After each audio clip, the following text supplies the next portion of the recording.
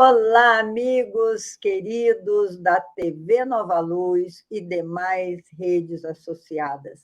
Nós já somos, meus irmãos, 136 mil inscritos. Teve um dos programas que eu não sei por que eu falei 172 mil, mas eu acho que aquela era uma uma premonição, entendeu? Porque nós vamos crescer ainda muito mais.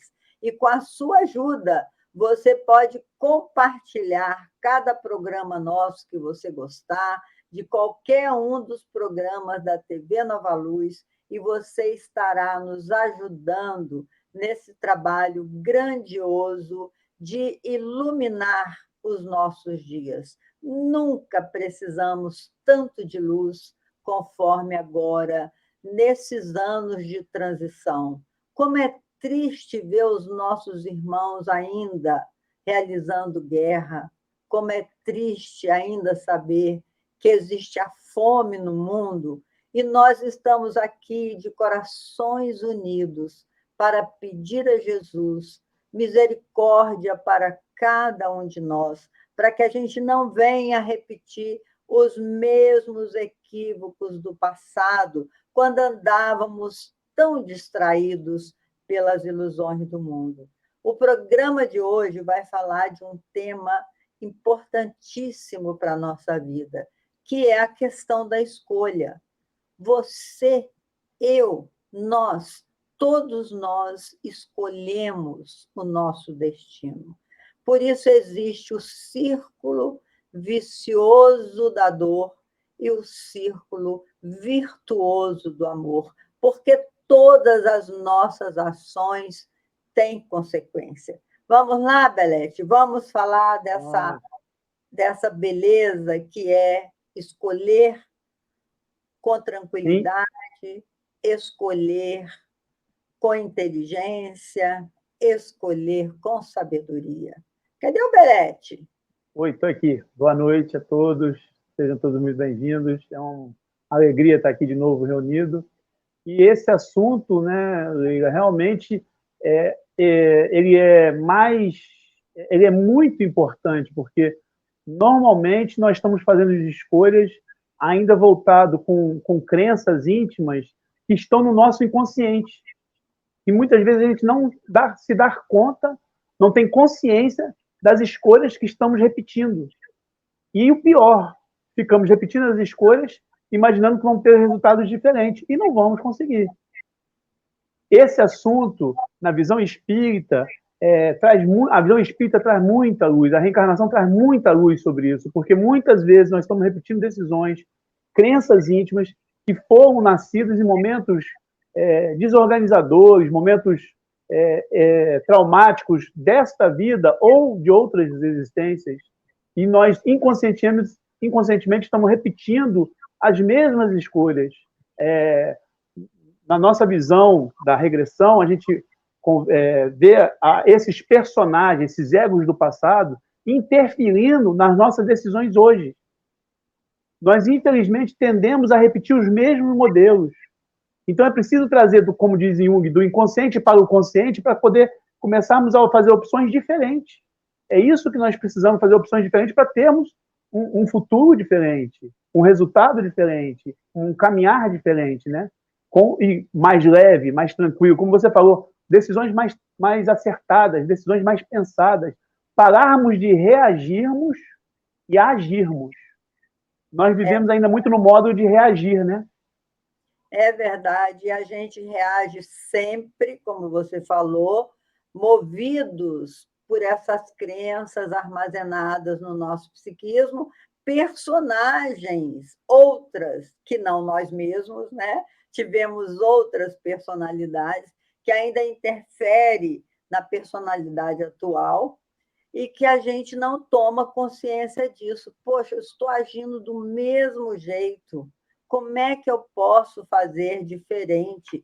Um dos nossos irmãos, antigo cliente nosso da parapsicologia, o Juvenal, tempos atrás, ele me escreveu dizendo assim: não consigo perdoar o meu pai.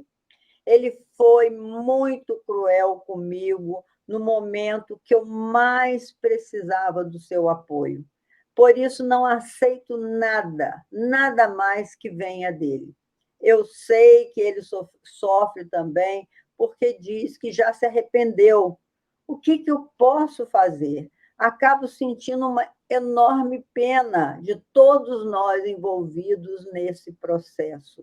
Eu cometi um deslize na minha juventude e o meu pai, ao invés de me dar apoio para eu me reerguer, ele foi muito duro comigo, me fez assumir responsabilidades que eu não estava ainda preparado. E agora que eu já organizei a minha vida, já consegui sobreviver sem ele, eu não consigo olhar para ele e achar que ele ainda é meu pai. O que eu posso fazer? Diga aí, Belete. Mas você veja como é que é interessante, né? Ele disse que o pai foi muito duro. E ele, inconscientemente, repete a mesma dureza com ele mesmo, porque não consegue perdoar. Quer dizer, ele, inconscientemente, ele se aproxima daquilo que mais causou para ele problema. Ele repete a mesma ação que ele julga que foi danosa com ele.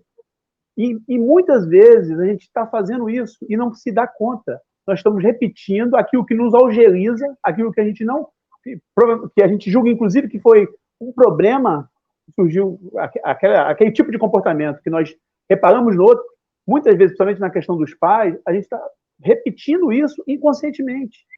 O que a gente vê muito nas reversões, você também deve ter essa experiência, são, algumas vezes, o personagem que sofreu lá um trauma. Quando a gente fala personagem, está falando do ego do passado, uma personalidade do passado, que sofreu algum trauma e que essa pessoa que causou o trauma, provavelmente ou a perseguição, alguma coisa nesse sentido, esse personagem, sem se dar conta, ele influencia o ego de hoje da mesma maneira com que fizeram com ele. Ele não se dá conta que ele está repetindo o mesmo comportamento, como o companheiro aí. Ele, sem querer, a primeira coisa que eu pediria para ele observar é como ele mesmo está sendo duro. Como que inconscientemente ele está reproduzindo o que fizeram com ele. Porque muitas vezes a gente cai desse engano. A gente repete um modelo que a gente mesmo não quer. Círculo vicioso. Círculo vicioso. Você me machucou, eu vou te machucar agora, porque eu me senti muito machucado, eu não consigo entender por que você fez aquilo, e você não vai entender por que eu estou fazendo isso, e assim roda esse ciclo de dor. E mais, né, Leila? Provavelmente ele repete isso sem tomar consciência de que está sendo tão duro quanto o pai foi. Então, você veja, justamente por isso que nós falamos da expansão da consciência. A doutrina espírita traz expansão da consciência. No momento em que ela começa a nos mostrar e descortinar para nós coisas que nós estamos repetindo e não nos damos conta. A gente fica naquela superficialidade, muitas vezes, da nossa personalidade e não entra para analisar, observar. Peraí, mas por que isso está acontecendo comigo? O que eu estou repetindo? O que eu estou fazendo para ter esse tipo de situação? Ele provavelmente não se deu conta, quer dizer, ele está vivendo essa secura, né? Ele quer perdoar, mas ao mesmo tempo ele está, não, mas eu não posso, ou eu não consigo.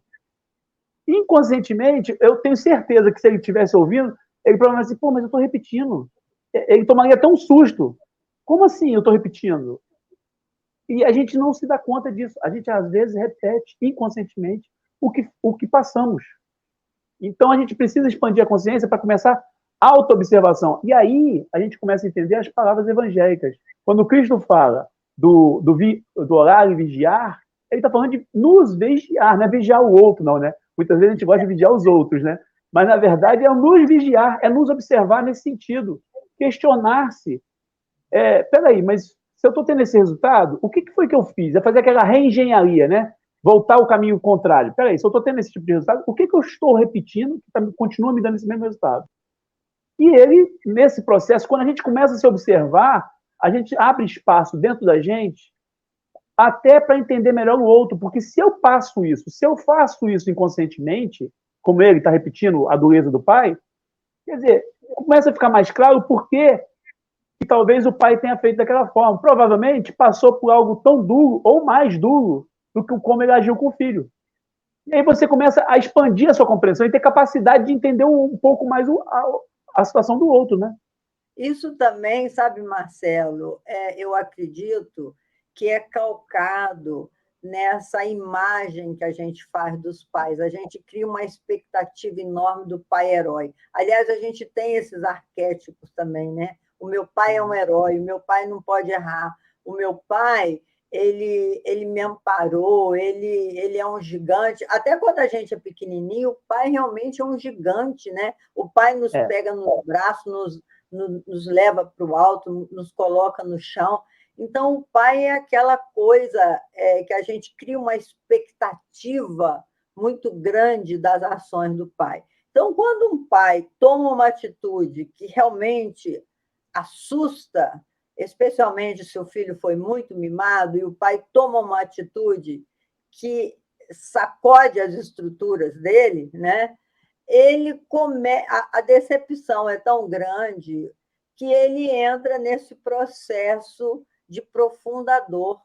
E aí ele fica naquela dor até o momento que os seus valores melhores que o pai já lhe deu, que ele levanta, sacode a poeira e resolve optar por um caminho de trabalho que possa libertá-lo daquela dor tão profunda, daquele ódio momentâneo que ele sentiu pelo seu pai.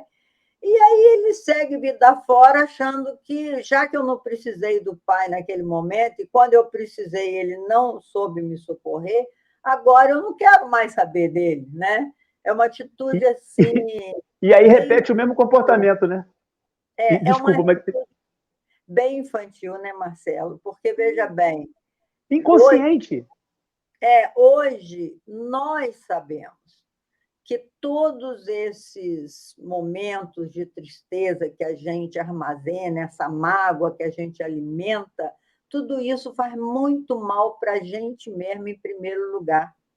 E depois sai criando um círculo vicioso de muita dor, que é o caso da irmã, também fica chocada com isso. Não sei se ela tomou partido ou não, que ele não contou, mas a sua própria mãe. Imagino o que a mãe deve sentir vendo um filho com tanto ódio do seu próprio pai e vice-versa, né? Então, a gente cria um ambiente de muita dor, fazendo com que a vida se torne muito pesada para todo mundo.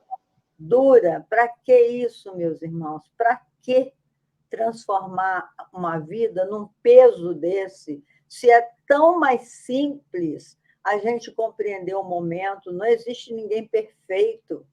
Eu adoro a frase do Pablo Neruda quando diz assim: se você pensa que nunca errou, já morreu e nem sabe. Porque é o que o Marcelo disse aí, não tomou consciência. Não tomou consciência. Do que é ser um ser humano, né? Fala um pouco mais, Marcelo. Mas o caso desse rapaz, né, que você falou do nosso amigo aí, veja, eu não estou aqui sendo moralista e condenando, não é isso. Mas ele está repetindo um comportamento e ele tá reclamando dessa dureza da vida e ele está repetindo o mesmo comportamento. E não se deu, talvez não tenha se dado conta que repete o comportamento que ele achou que foi ruim, que foi feito com ele.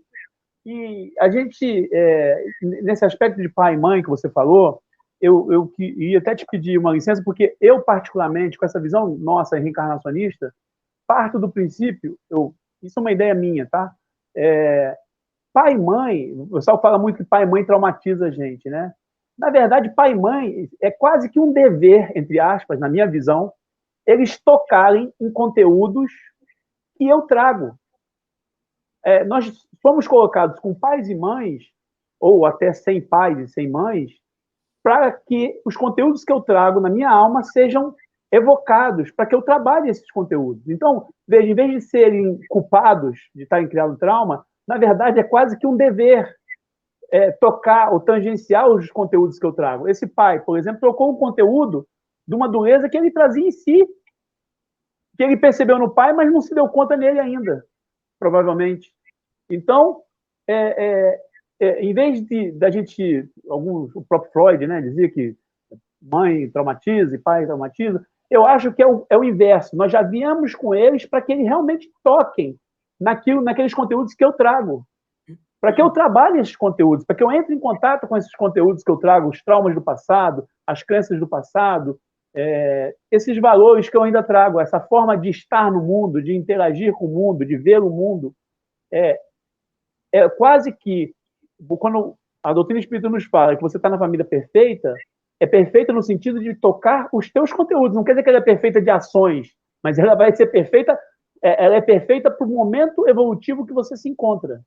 Ela vai evocar aquilo que você precisa olhar para poder dar o próximo passo evolutivo, a próxima expansão de consciência. E a gente, como o nosso assunto também é a questão desse círculo vicioso, a gente não pode deixar de falar um pouco da culpa, né, Leila? Porque a culpa traz esse círculo vicioso, né? Muitas vezes o sujeito fica na culpa, inconscientemente ele se sabota por conta da culpa que carrega, ele tem a oportunidade de repente, talvez, galgando um emprego melhor, uma situação melhor, e inconscientemente ele se sabota por conta de algum complexo de culpa que ele traz desta ou de outra vida. As pessoas que às vezes têm a baixa autoestima, que acham que não são merecedoras, que não podem, não merecem ter uma situação melhor, mas muitas vezes elas estão trazendo complexo de culpa. E a culpa, ela pode até ter um primeiro momento em que ela te faz perceber o que você fez de errado ou equivocado. Mas ela traz depois um círculo vicioso porque ela não te leva a lugar nenhum. Você fica nesse autoflagelação, consciente ou inconscientemente, e não aproveita a experiência que você teve. Porque se você teve uma experiência em que você se equivocou, e você para, observa, analisa, tá bom, eu errei. O que eu fiz de errado? Por que eu errei naquele momento? O que passava na minha mente? Você faz uma síntese e provavelmente você sai mais experiente para na próxima pode cometer até outro engano, mas não aquele mesmo. Aquele você já não vai repetir. Mas quando você fica na culpa, você fica nesse movimento, nesse círculo vicioso, sem chegar a lugar nenhum, sem evoluir, sem andar. É verdade, é porque tem determinadas coisas, por exemplo, no caso desse Juvenal, a culpa que ele sentia e o erro que ele cometeu foi escolher uma mulher que o seu pai achava que ele era muito jovem para se comprometer com aquela menina. Então, ele foi contra aquele relacionamento. E quando ele engravidou a menina, que veio um neto, e ele era muito jovem, o Juvenal, então ele ficou assim muito indignado com o não apoio da sua família, a ponto da sua mulher, que ele foi morar com ela, apesar de ser novo, ele se arrumou emprego, etc. e tal, deixou de estudar, porque a luta do seu pai é que ele não parasse de estudar. Mas para ele manter uma família, ele precisava de ter aquele apoio familiar, coisa que ele não teve. Então, meus irmãos, essas ocorrências são muito mais comuns do que a gente pensa. E por conta de um incidente, digamos assim, por conta de uma escolha feita e mal feita, digamos, entre aspas, porque não tem nada mal feito, é o que o Marcelo falou aí, nós estamos no lugar certo, com a pessoa certa. E se nos aparece um outro elemento estranho que vai entrar dentro da nossa família dessa forma, surpreendendo a família toda, que isso é a coisa mais comum que acontecia no meu consultório, era essa indignação da família com relação ao jovem que engravidava uma moça muito cedo, em relação à mãe da jovem, que também se surpreendia com esse descaminho, digamos assim, entre aspas, porque não existe descaminho nenhum. Então, é hora realmente de crescer. Paulo de Tarso ele tinha uma frase linda, ele diz assim, quando eu era criança, eu falava como criança, eu pensava como criança, eu agia como criança. Mas depois que eu me tornei adulto, eu tenho que pensar como adulto. Eu não posso ficar com aquelas birras da infância, com aquelas raivinhas de quem perdeu um objeto, um brinquedo que gostaria e não teve, ou adolescente que queria uma calça de marca e o pai não deu. A gente não pode mais elaborar o pensamento como uma criança, meus irmãos. É preciso crescer. E na fase adulta, Marcelo também falou aí muito bem, é a gente se perguntar por que eu fiquei tão indignado com a atitude do meu pai. Se eu fosse o meu próprio pai, se eu me colocar no lugar dele, eu não me indignaria também? Por que eu achei que foi tão cruel, afinal de contas, e que eu fico nessa mágoa toda? Hoje em dia a gente chama de mimimi, né? Por que eu fico nesse mimimi todo se não houve realmente nenhuma. Ninguém perdeu nada, todo mundo só ganhou. No programa anterior, nós falamos isso, né, Marcelo? Que a pergunta não é por que aconteceu comigo. A pergunta é o que eu posso fazer com isso que aconteceu comigo? A pergunta Exatamente. é, né, Marcelo? Fala aí. Não, uma coisa que o André Luiz fala muito nos seus livros, né? Nós passarmos a ser ator principal da nossa vida, e não mais coadjuvante. Quando você está na reação, como você falou, né? Tomando decisões infantis ou superficiais, você está na reação, você não está agindo, você está reagindo. E reação normalmente não é pensada, não é raciocinada, não é elaborada. Quando você passa a agir, passar o seu dia, como na mensagem, na pergunta 919 do Livro dos Espíritos, quando fugiu Santa o nome dele Agostinho. agora. Santo Santa... Agostinho, obrigado. Quando Santo Agostinho fala, quando Kardec pergunta o que ele fez para conseguir evoluir tanto, e ele responde, né, que repasse o seu dia, veja o que você fez, repasse o seu dia, pense no que você fez, ou pense no seu próximo dia, o que você pode fazer diferente, que você fez nesse dia que não foi como você queria, o que você pode fazer. Quer dizer, é uma questão de não ficar só na reação, pare de ser só superficial, comece a se olhar, o que você está fazendo, o que você está repetindo. A questão da culpa, ela está tão na nossa sociedade, né, que vem da judaico-cristã, onde várias religiões usaram muito da exploração da questão da culpa. A culpa está muito no nosso inconsciente, ela está muito viva. E a culpa, num segundo momento, como a gente estava conversando, ela muitas vezes está a trabalho do nosso orgulho, porque a gente fica. Se você parar para pensar, o raciocínio é o quê? Eu não podia ter errado. Mas como assim não podia ter errado? Se nós somos espíritos que estamos evoluindo, que estamos em caminho de aprendizagem, como é que eu não posso me equivocar? Se o processo de aprendizagem é justamente através da soma dos meus erros é que eu construo os meus acertos, como é que eu não posso errar? Quer dizer, tem no fundo, um julgamento de que eu sou especial. Não, mas eu já não podia ter errado. Então a pergunta é o seguinte: se não podia ter errado, por que errou? Porque, na verdade, não tinha estofo para fazer diferente. É simples assim. E é desconcertante constatar essa realidade. Porque se realmente olho para trás, porque a culpa é sempre posterior, né? Se eu olho para trás e falo, mas eu não podia ter feito aquilo, naquele momento você sabia do que você sabe hoje? Não. Então você fez o que você julgava ser o melhor possível, seja qual for a situação. Então, a gente tem que parar de sair dessa culpa. E tem até um estudo, Leila, da neurociência há pouco tempo agora, com essa capacidade agora que eles têm de estarem avaliando o cérebro em tempo real, a questão de iluminar parte dos cérebros, em que eles estudaram, descobriram circuitos neuronais a respeito do estar satisfeito. Então, estar satisfeito, em outras palavras, a gente poderia deduzir que a pessoa está feliz, ou está satisfeita nas suas necessidades físicas, pelo menos. E aí eles chegaram e começaram a procurar o que realmente faz o sujeito estar satisfeito. E começaram a fazer uma série de testes, né? Pessoas que tinham ganhado na loteria, pessoas que tinham, mulheres que tinham ganhado em concurso de beleza, enfim, fomos para os grandes CEOs e fomos vendo o seguinte: essas pessoas tinham o centro da satisfação muito mais apagado e o centro do sofrimento no cérebro muito mais aceso, porque elas estavam muito mais preocupadas em continuar onde elas estavam, em manter o padrão que elas estavam. E aí eles chegaram à seguinte conclusão: eles descobriram os 3 motivos que mais acionam esse centro da satisfação.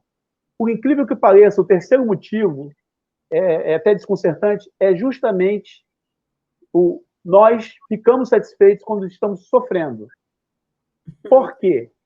Porque eu me julgo culpado. Se eu me julgo culpado de alguma coisa, eu mereço o quê? Sofrer. não tem lógica alguma. E tanto não tem lógica que no capacete lá de Positron mostra a iluminação, que o centro do sofrimento está aceso e a parte frontal do nosso cérebro, que está ligada ao raciocínio lógico, se apaga. Por isso que não tem lógica alguma eu estar satisfeito que estou sofrendo, mas está lá o centro do sofrimento aceso e o centro da satisfação aceso. Então, por incrível que pareça, nessa pesquisa de neurociência, é uma pesquisa, não é um estudo, não é ainda uma definição completa, né? Mas eles dizem que o terceiro motivo que mais aciona o centro da satisfação do homem, ser humano, é sofrer. Então, veja, olha como nós estamos encantados ainda com essa questão da culpa. É o terceiro motivo. Só que, quando você está sofrendo, você cria cortisol. Você abaixa a sua defesa imunológica em 70%. Você está produzindo doenças. Então, olha que loucura. Ao ponto que nós chegamos inconscientes. Vicioso, né? É o círculo vicioso. Da dor.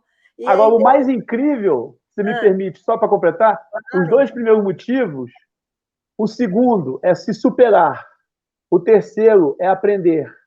Então, olha só, nós estamos biologicamente condicionados para estarmos satisfeitos quando aprendemos e superamos. Aprender e superar não é evoluir?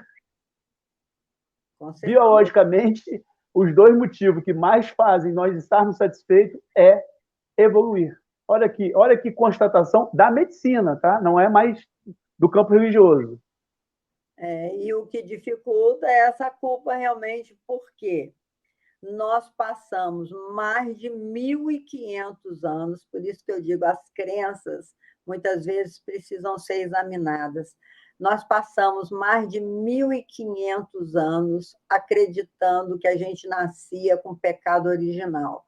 Se você já nasce um pecador, que você vai pagar até a quarta geração o erro dos seus ancestrais, que foi uma crença muito perversa, que nós criamos, né, para o domínio da massa. Então, se você acredita isso, você, quando está feliz, você fala assim, ai, meu Deus, eu estou tão feliz, alguma coisa errada vai me acontecer. Porque você não se aceita na felicidade. Você acha que, já que nós estamos num planeta de expiações e provas, já que todo mundo tem que sofrer, e por que você se permite o direito de ser feliz? Então, você fala, não, eu não posso, porque eu vou me sentir culpada, está todo mundo infeliz, está todo mundo sofrendo, então eu não mereço ser feliz. Então, meus irmãos, isso é um grande equívoco, porque com esse pensamento equivocado, nós vamos fazendo rodar o círculo vicioso da dor. Eu estou sofrendo, eu faço o outro sofrer, porque ele também não merece ser feliz. Eu não mereço, mas ele também não merece. E aí a gente vai... eu não perdoo, porque eu acho que ele me magoou demais, e eu também não vou perdoar se ele vier me pedir perdão. Nós só temos o que damos, né, Leila? Então, se eu estou em sofrimento, eu vou dar o que para os outros? Sofrimento. Se eu não tenho paciência ou entendimento de analisar meus enganos e ter uma certa... não é concordar com o erro, mas é analisar meus enganos para não repeti-los, como é que eu não vou fazer isso com os outros? Eu não vou analisar o erro de ninguém, eu vou condenar, e é simplesmente assim. Se eu faço isso comigo, eu não vou fazer com o outro. Claro. Né? Então, justamente quando você começa a se olhar, é por isso que eu falo, quando começa a se olhar, você abre espaço dentro de você para entender o outro, porque você percebe que o outro passa pelas mesmas coisas que você. Lógico, lógico. Né? Então, meus irmãos, nós já chegamos no final do nosso programa. Eu acho ótimo ele ser assim curtinho, nem tão curtinho, 30 minutos, a gente fala coisa pra caramba, né? Mas a semana que vem, nós vamos dar continuidade não a essa culpa, mas nós vamos falar de esperança. Então, vamos... muito obrigado pela presença de todos, estejam conosco, façam pergunta, manda pergunta aí para o Cassiano, que é um sujeito maravilhoso da TV Nova Luz, ele vai registrar toda a pergunta que você fizer no chat, vai enviar para nós, e nós vamos ter o maior prazer em estarmos juntos no nosso próximo encontro, se Deus quiser. Fala aí, Marcelo. Gente, boa noite, foi muito bom, e vamos estar juntos, sim. Quem sabe a gente faz até um programa, né, Lília? Só respondendo perguntas. Né? É uma boa ideia. né? Uma boa ideia. Até lá. É muito bom quando as pessoas participam, né? Alarga mais ainda a nossa consciência. Né? Verdade. Boa noite. Boa noite.